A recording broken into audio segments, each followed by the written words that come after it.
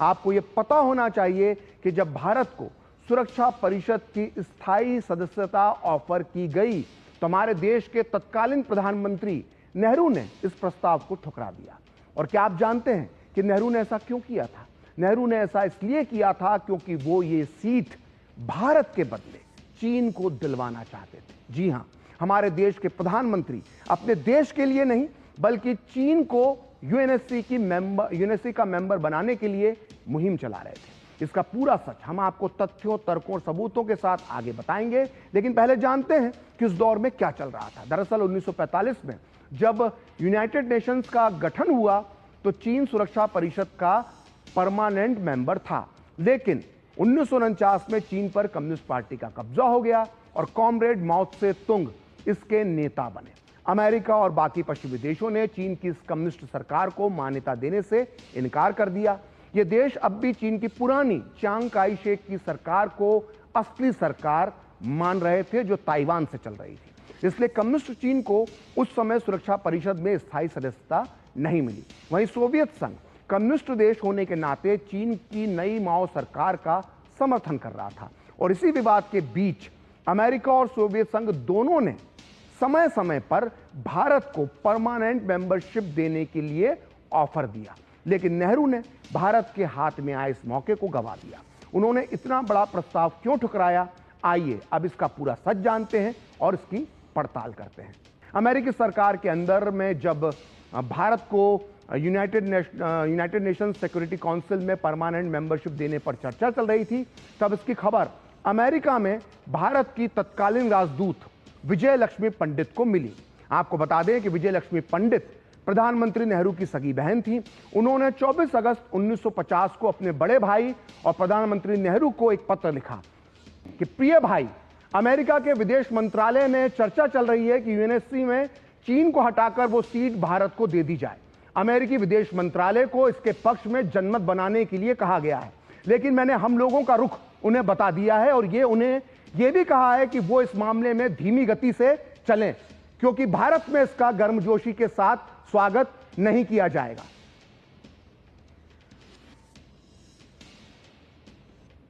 तो सुना आपने, नेहरू की बहन और अमेरिका में भारत की राजदूत विजय लक्ष्मी पंडित इतनी ताकतवर थीं कि बिना किसी से पूछे उन्होंने अमेरिकी विदेश मंत्रालय को यह संदेश पहुंचा दिया कि यूएनएससी में भारत को स्थायी सीट देने के मामले में धीमी गति से चलें और भारत में इसका स्वागत नहीं किया जाएगा। अब आप सोचिए, क्या अगर भारत को यह सीट मिलती तो क्या भारत के लोग इसका स्वागत नहीं करते? अब आगे सुनिए। इस पत्र के जवाब में पीएम नेहरू ने अपनी बहन विजय लक्ष्मी पंडित को क्या लिखा। 30 अगस्त 1950 को नेहरू अपनी बहन को लिखते हैं कि जैसा कि तुमने लिखा है कि अमेरिकी विदेश मंत्रालय यूएनएससी में चीन को हटाकर भारत को उस पर बैठाने का प्रयास कर रहा है। जहां तक हमारी बात है, हम इसका समर्थन नहीं करेंगे। हमारी नजर में यह एक बुरी बात होगी। यह चीन का साफ साफ अपमान होगा। इससे चीन और हमारे संबंध भी बिगड़ जाएंगे। मैं जानता हूं कि हमारे इस रुख को अमेरिका पसंद नहीं करेगा, लेकिन हम इस रास्ते पर नहीं चलना चाहते। हम सुरक्षा परिषद में चीन की सदस्यता का समर्थन देते रहेंगे। तो 1950 के बाद भी अमेरिका चाहता था कि चीन के बजाय भारत को यूएनएससी में परमानेंट सीट मिले, लेकिन पंडित नेहरू की जिद थी कि ये इस जगह पर जो है पहला हक चीन का है और चीन को ही ये सीट मिलना चाहिए। इसी बीच 1955 में एक बार फिर अमेरिका ने भारत को इसी मामले पर अनौपचारिक प्रस्ताव दिया, लेकिन नेहरू ने इसे फिर ठुकरा दिया। नेहरू ने ऐसा क्यों किया, इसकी वजह भी उन्होंने खुद बताई थी। दरअसल इसी दौरान नेहरू ने 2 अगस्त 1955 को एक नोट लिखा था और यह नोट प्रकाशित हुआ है selected works of Jawaharlal Nehru की सीरीज 2 के वॉल्यूम 29 के पेज नंबर 302 पर। नेहरू उसमें जो लिखते हैं उसे आप बहुत ध्यान से सुनिए। अनौपचारिक तौर पर अमेरिका ने यह सुझाव दिया है कि सुरक्षा परिषद में चीन की जगह भारत को शामिल किया जाए, लेकिन हम स्वाभाविक रूप से इस सुझाव को स्वीकार नहीं कर सकते, क्योंकि इसका अर्थ चीन से टकराव लेना होगा। यह चीन जैसे महान देश के साथ अत्यंत अन्यायपूर्ण होगा कि उसे सुरक्षा परिषद में स्थान ना मिले। इसलिए हमने ये बात उन्हें यानी अमेरिका को साफ तौर पर बता दी है कि हम इससे सहमत नहीं हैं। हमने तो ये तक कह दिया है कि भारत इस समय सुरक्षा परिषद में प्रवेश को लेकर उत्सुक नहीं है। हालांकि एक महान देश होने के नाते हमें वहां होना चाहिए।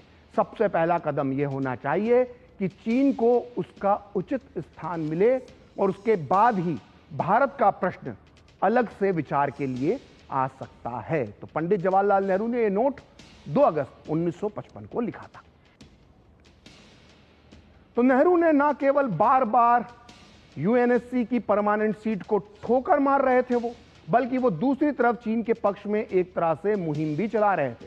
यहां तक कि उन्होंने अमेरिका को भी इस बात पर राजी करने की कोशिश की कि वो यूएनएससी की सीट कम्युनिस्ट चीन को दे दे। और इस बात के पुख्ता सबूत मिलते हैं नेहरू की अमेरिकी यात्रा के दौरान, जो दिसंबर 1956 में हुई थी। और इस यात्रा के दौरान नेहरू ने अमेरिका के तत्कालीन राष्ट्रपति ड्वाइट आइजनहावर से पर यह दबाव डाला था कि वो चीन को यूएनएससी की सदस्यता, स्थायी सदस्यता दे दें। लेकिन आइजनहावर ने नेहरू की इस चाइना मुहिम पर ब्रेक लगा दिया था। और दोनों नेताओं के बीच क्या बातचीत हुई, इसका खुलासा अमेरिकी खुफिया एजेंसी CIA के पूर्व अधिकारी ब्रूस रिडल ने अपनी इस किताब, बड़ी मशहूर किताब JFK फॉरगॉटन क्राइसिस में किया है। यह किताब इस वक्त मेरे हाथ में है। रिडल ने बेस्ट सेलर बुक CIA के कई गोपनीय दस्तावेजों के आधार पर लिखी है। वो अपनी इस किताब के पेज नंबर 10 पर नेहरू और अमेरिकी राष्ट्रपति आइजनहावर की मुलाकात का पूरा लेखा जोखा देते हैं। वो लिखते हैं कि नेहरू ने अमेरिकी राष्ट्रपति आइजनहावर पर यह दबाव डालने की कोशिश की कि वो सुरक्षा परिषद में कम्युनिस्ट चीन को स्थायी सदस्यता के लिए सहयोग दें। नेहरू ने राष्ट्रपति आइजनहावर से कहा कि चीन की कम्युनिस्ट सरकार 60 करोड़ लोगों का प्रतिनिधित्व करती है, उसे आज नहीं तो कल सुरक्षा परिषद में जगह देनी ही होगी। इस पर राष्ट्रपति आइजनहावर के दिमाग में कोरिया युद्ध में चीन की भूमिका उन्हें याद आ गई। इसलिए उन्होंने नेहरू के सामने सुरक्षा परिषद में चीन के प्रवेश पर अपनी असहमति जता दी। अब मैं पूरा सच में एक ऐसा खुलासा करने जा रहा हूं जिस पर शायद आपको यकीन ना हो। अगर आप सोचते हैं कि 1962 के चीनी हमले के बाद हमारी तत्कालीन नेहरू सरकार ने यूएन में चीन की एंट्री का समर्थन करना बंद कर दिया होगा, तो आप गलत हैं। जी हां, आपने सही सुना।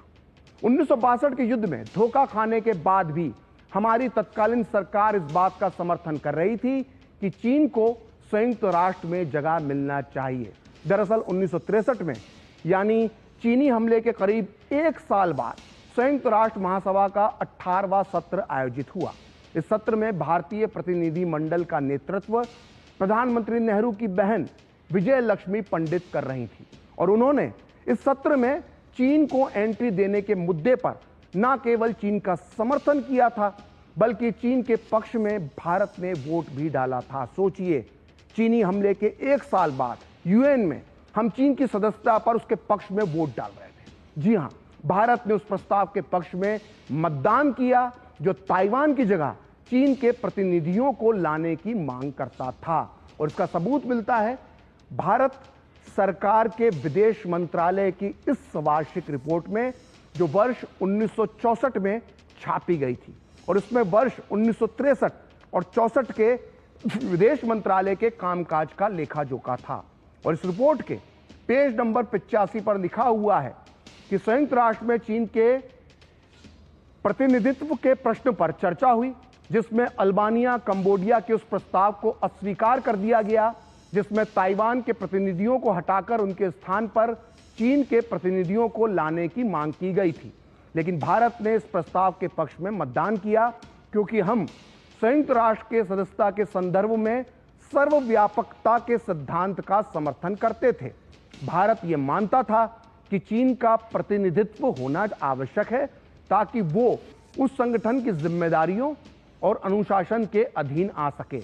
हालांकि सामान्य बहस के दौरान भारत की प्रतिनिधि ने यह भी कहा कि चीन ने भारत पर आक्रमण किया है और वो अब भी भारतीय क्षेत्र पर कब्जा किए हुए है। तो ये भारतीय विदेश मंत्रालय की 1963-64 की रिपोर्ट है और उसमें इतना बड़ा खुलासा हुआ है।